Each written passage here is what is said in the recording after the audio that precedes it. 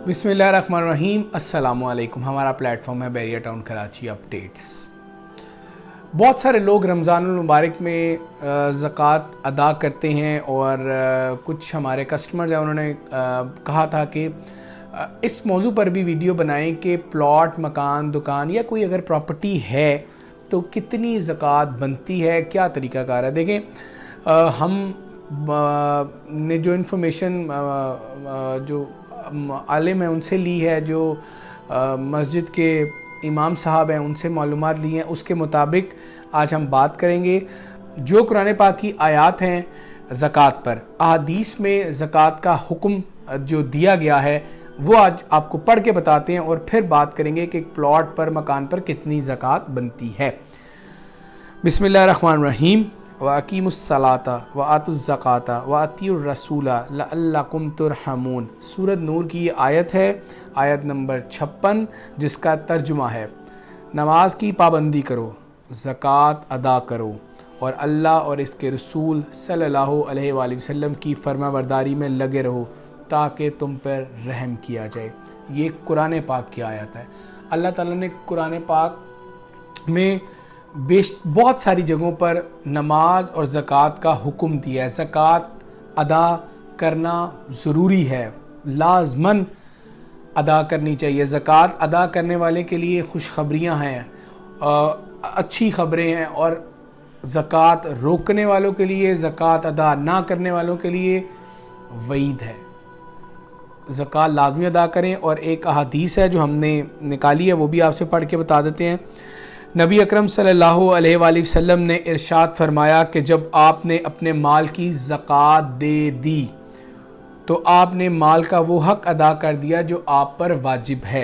ये अल्लाह ताला ने कहा है कि अपनी एक क्राइटेरिया दिया कि अगर प्रॉपर्टी है, माल गनीमत है, जो भी माल है वो आपको रखे 1 साल हो गया तो उस पर आपने एक स्पेसिफ़िक परसेंटेज अदा करनी है, 2.5% वो ज़कात है। और वो अगर आप, रसूल पाक सल्लल्लाहु अलैहि वसल्लम ने हदीस में फरमाया कि अगर आपने अपने माल की ज़कात दे दी तो आपने अपना हक़ अदा कर दिया अपने माल का। और अब बता देते हैं कि अगर आपके पास प्लॉट है और आपने इन्वेस्टमेंट की नीयत से लिया था तो उस पर ज़कात लगेगी।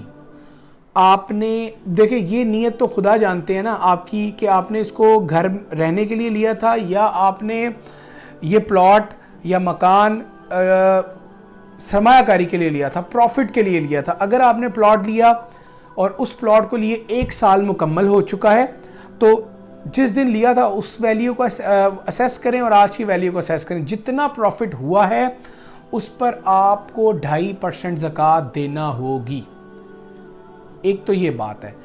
दूसरी बात, अगर आपके पास मकान है और उसका रेंट आपको आ रहा है तो जो रेंटल अमाउंट है, अगर एक मकान को आपको दिए 1 साल हो गया तो पूरे साल का रेंट आप प्लस करेंगे और उसका 2.5% आप जो मुस्तकीन है अल्लाह ताला की राह में उनको ज़कात अदा करेंगे।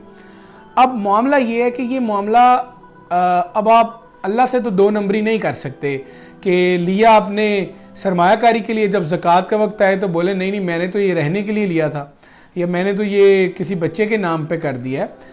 आपकी नीयतों को अल्लाह जानता है। देखें, अल्लाह ताला से तो 2 नंबरी नामुमकिन है, बंदों से भी नहीं करनी चाहिए। लेकिन खैर, अब अल्लाह ताला के आगे तो आप बिल्कुल ओपन बुक हैं कि आप क्या सोचते हैं। आपके अंदर जो सोच आती है वो भी खुदा ताला को पता है।